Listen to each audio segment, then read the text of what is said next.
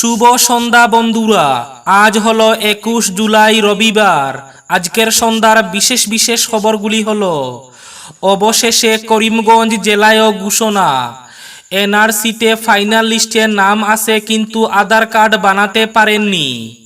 আগামীকাল থেকে রামকৃষ্ণনগর, করিমগঞ্জ, নিলামবাজার, বদরপুর সহ পাতারকান্দি সার্কুল অফিসে কয়েকটি ডকুমেন্ট নিয়ে যোগাযোগ করতে নির্দেশ। বিস্তারিত থাকবে প্রতিবেদনে। ছাত্র মারপিট কাণ্ডে আজ দ্বিতীয় দিনেও উত্তাল পাতারকান্দি। এক পক্ষ দুই শিক্ষককে গ্রেফতারের দাবি জানাচ্ছে, অপর পক্ষ গ্রেফতার হওয়া শিক্ষকের মুক্তির দাবি জানাচ্ছে। উত্তাল পরিস্থিতি পাতারকান্দিতে। বাংলাদেশের ছাত্রছাত্রীদের আন্দোলনের জয়। সরকারি চাকরিতে এবার মেধার ভিত্তিতে 93% নিয়োগ। এইবারের এইচএসএলসির আনন্দরাম বড়ুয়া পুরস্কারপ্রাপ্ত ছাত্রছাত্রীদের হাতে মাত্র 3 দিন সময়।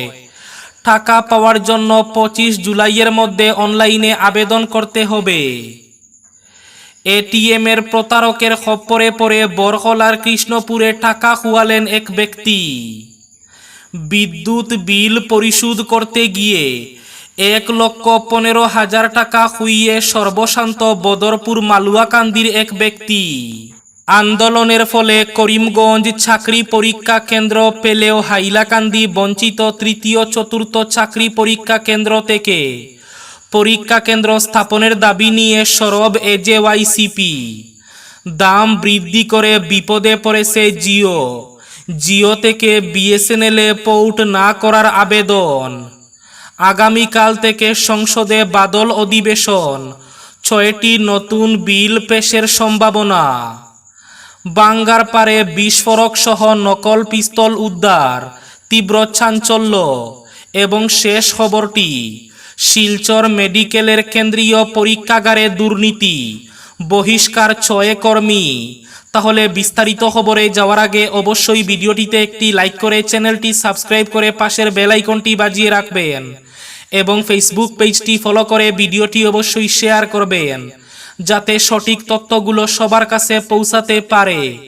এবার শুনুন আজকের খবরগুলির বিস্তারিত। প্রথম খবর, অবশেষে করিমগঞ্জ জেলায়ও ঘোষণা, এনআরসি ভেরিফিকেশনের সময় বায়োমেট্রিক দেওয়ার কারণে করিমগঞ্জ জেলার যাদের এখনো পর্যন্ত আধার কার্ড বানানো সম্ভব হয়নি তাদের জন্য জরুরি খবর।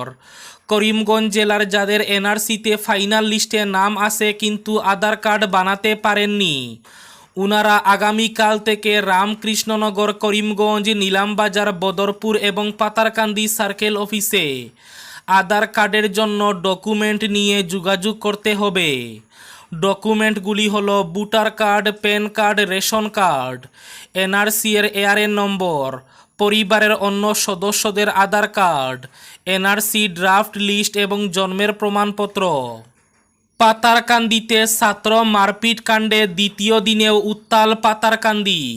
ছাত্রকে মারপিট ঘটনার অপর দুই শিক্ষককে গ্রেফতারের দাবিতে দ্বিতীয় দিনে উত্তাল পরিস্থিতি পাতারকান্দিতে। রবিবার অর্থাৎ আজ 8 নম্বর জাতীয় সড়কের 2টি স্থানে পড়ুয়ারা অবরোধ করে অভিযুক্ত দুই শিক্ষককে গ্রেফতারের দাবিতে একাংশ ছাত্রছাত্রী পাতারকান্দির মুন্ডমালা এলাকায় 8 নম্বর জাতীয় সড়কের করিমগঞ্জ আগরতলা জাতীয় সড়ক প্রথমে অবরোধ গড়ে তুলে পুলিশ সেখান থেকে আন্দোলনকারীদের তাড়িয়ে দিতে সক্ষম হলেও গকিলা এলাকায় বৃহৎ সংখ্যক ছাত্রছাত্রী জাতীয় সড়ক অবরোধ করেন।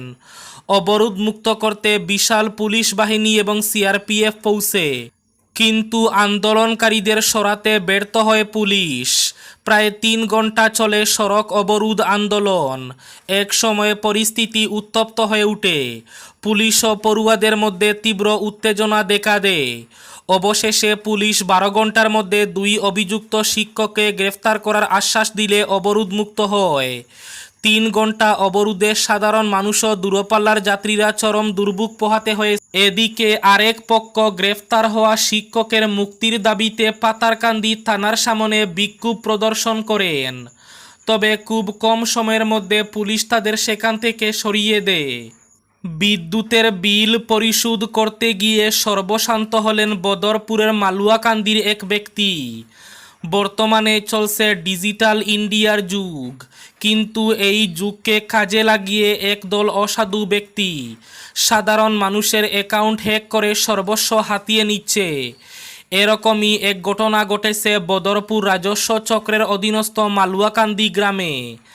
মালুয়াকান্দির 40 বছর বয়সী আবুল হোসেন নামক এক হতদরিদ্র ব্যক্তি জানিয়েছেন, তিনি প্রিপেইড বিদ্যুতের 500 টাকা রিচার্জ করান শুক্রবার বিকেলে বাঙ্গার এক দোকান থেকে, কিন্তু বিকেল 5টা 30 পর্যন্ত তার ঘরে বিদ্যুৎ সংযোগ হয়নি। অবশেষে তিনি 8617594673 নম্বরে কাস্টমার কেয়ারে ফোন করে সমস্যার কথা জানালে কাস্টমার কেয়ার থেকে বলা হয় এই অসুবিধা দূর করতে 5 টাকা ফাইন নেওয়া হবে এবং বিষয়টি নিয়ে এক্সিকিউটিভ ম্যানেজারের সঙ্গে কথা বলতে হবে। যখন এক্সিকিউটিভ ম্যানেজারের সঙ্গে কথা বলা হয় তিনি বলেন, জেনারেল কল কেটে দাও, আমি হোয়াটসঅ্যাপ থেকে কল করছি। কাস্টমার কেয়ার থেকে হোয়াটসঅ্যাপে কল আসে এবং এভিভি ডালডেস্ক নামক একটি অ্যাপের লিংক দিয়ে সেটি ডাউনলোড করে ওপেন করতে বলা হয়। তারপর আবার বলা হয় ওই অ্যাপ থেকে বেরিয়ে এসে মোবাইলে ফোনপে অথবা গুগল পে খোলার জন্য। তারপরে যথাক্রমে 4 টাকা, 5 টাকা, 1000 টাকা, 5000 টাকা ইত্যাদি বিভিন্ন অ্যামাউন্ট টাইপ করার জন্য বলা হয় আবুলকে। আবুল তাদের কথা মতো টাইপ করতে থাকে এবং এক সময় তার দুটি অ্যাকাউন্ট থেকে মোট 1,15,000 টাকা উধাও হয়ে যায়। আবুল জানিয়েছে তার ভাঙ্গাচুরা ঘরটি তৈরি করার জন্য এই টাকা জমিয়ে রেখেছিল। যখন তার অ্যাকাউন্ট থেকে টাকা বেরিয়ে যাওয়ার SMS আসে তা দেখে আবুল অজ্ঞান হয়ে যায়। তাকে স্থানীয় হাসপাতালে ভর্তি করা হয়। বর্তমানে আবুল সুস্থ রয়েছে এবং এই বিষয়টি নিয়ে শনিবার বদরপুর থানায় একটি এজাহার দায়ের করেছে। এদিকে এটিএম প্রতারকদের খপ্পরে পড়ে 80,000 টাকা খোয়ালেন কৃষ্ণপুর ইএনডি মুকের হিফজুর আলম লস্কর নামের এক ব্যক্তি। হিফজুর আলম লস্কর জানান, বরযাত্রাপুর লস্কর বাজারের SBI এটিএম কাউন্টারে আসেন টাকা তুলতে। তিনি এসে দেখেন এটিএম কাউন্টারে দুজন অপরিচিত যুবক রয়েছেন। তিনি সরল মনে এটিএম থেকে 2000 টাকা তুলতে যুবকদের সাহায্য চান। তারা টাকা তোলার জন্য পিন দেখে নেয়। হিফজুর আলম লস্কর জানান, তিনি মেশিন থেকে 2000 টাকা নেওয়ার সুযোগে প্রতারকরা তার হাতে অন্য একটি এটিএম কার্ড ধরিয়ে দিয়ে তার এটিএম কার্ড নিয়ে পালিয়ে যায়। তিনি বাড়ি পৌঁছে দেখেন তার মোবাইল ফোনে টাকা তোলার মেসেজ আসছে। বরখলা বাজার এটিএম কাউন্টার থেকে 3-4 দফায় মোট 80,000 টাকা তুলে নেয় প্রতারকরা। এ নিয়ে তিনি বাঙ্গারপাড় থানায় এজাহার দায়ের করেছেন। শনিবার বাঙ্গারপাড় পুলিশ ফাঁড়ির সেকেন্ড অফিসার ফারুক হোসেন চৌধুরী তদন্ত শুরু করেছেন। বাঙ্গারপাড়ে বিস্ফোরক সহ নকল পিস্তল উদ্ধার। নকল পিস্তল সহ প্রচুর পরিমাণের বিস্ফোরণ উদ্ধার বাঙ্গারপাড়ে। শনিবার রাতে পুলিশ ও সেনাবাহিনীর যৌথ অভিযানে দক্ষিণ বাঙ্গারপাড়ের এক বাড়ি থেকে উদ্ধার হলো নকল পিস্তল সহ প্রচুর পরিমাণের বিস্ফোরক সামগ্রী। জানা গেছে দক্ষিণ বাঙ্গারপাড়ের মুশতাক আহমেদের গোপন ডেরায় হানা দেয় পুলিশ সহ সেনাবাহিনীর দল। তা আজ করতে পেরে পেছনের দরজা দিয়ে পালিয়ে যায় মুশতাক। পরে তার ওই ঘরে তল্লাশি চালিয়ে প্রচুর পরিমাণের জেলেটিন স্টিক এবং ডিটোনেটর উদ্ধার করা হয়। জানা যায় উদ্ধার হওয়া বিস্ফোরক সামগ্রীর মধ্যে 155টি জেলেটিন স্টিক এবং 150টি ডিটোনেটর রয়েছে। রিচার্জের দাম বৃদ্ধি করে বিপদে জিও। মূল্য বৃদ্ধির পর ক্রমাগতভাবে হ্রাস পড়ছে জিওর গ্রাহক সংখ্যায় এবং তারপরই জিও গ্রাহকদের জন্য পাঠাচ্ছে আবেগপ্রবণ মেসেজ। SMS-এ জিওর পক্ষ থেকে বলা হচ্ছে, আপনি আমাদের গুরুত্বপূর্ণ গ্রাহক, প্রতিদিনে অব্যাহত থাকুন জিওর সেবার সঙ্গে। সেই সঙ্গে জিও থেকে BSNL-এ পোর্ট না করার জন্য অনুরোধ করা হচ্ছে। আগামীকাল অর্থাৎ 22 জুলাই থেকে শুরু হতে চলেছে সংসদের বাদল অধিবেশন। সংসদে বাদল অধিবেশন চলবে 22 জুলাই থেকে 12 আগস্ট পর্যন্ত। এবার বাদল অধিবেশনে 6টি নতুন বিল পেশ করতে পারে কেন্দ্র। 23 জুলাই বাজেট পেশ করবেন কেন্দ্রীয় অর্থমন্ত্রী নির্মলা সীতারমণ। তৃতীয় মোদী সরকারের প্রথম অর্থমন্ত্রী হিসাবে নির্মলার সপ্তম বাজেট হবে এটি। জানা যাচ্ছে 6টি বিল হলো অর্থ বিল, দুর্যোগ ব্যবস্থাপনা বিল, বয়লার বিল, ভারতীয় বায়ুযান বিধেয়ক বিল, কফি প্রচার ও উন্নয়ন বিল, রবার উন্নতি ও উন্নয়ন বিল। আন্দোলনের জয় বাংলাদেশের ছাত্রছাত্রীদের। সরকারি চাকরিতে মেধার ভিত্তিতে 93% নিয়োগ। কোটা নিয়ে হাইকোর্টের দেয়া রায় বাতিল করে দিয়েছে বাংলাদেশের সুপ্রিম কোর্ট।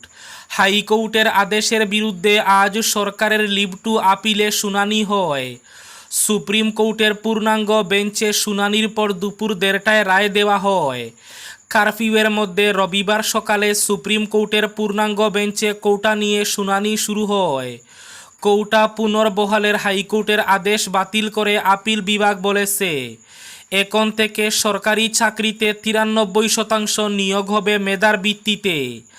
বাকি 7%-এর মধ্যে 5% মুক্তিযোদ্ধা কোটা, 1% ক্ষুদ্র নৃগোষ্ঠী এবং অন্য 1% প্রতিবন্ধী তৃতীয় লিঙ্গ কোটা হিসাবে থাকবে।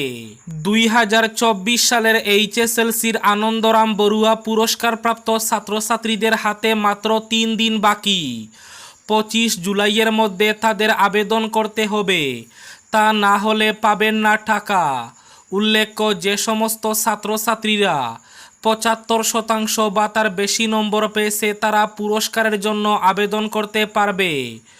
আগামী 25 জুলাই মধ্যরাত পর্যন্ত আবেদন করতে পারবে।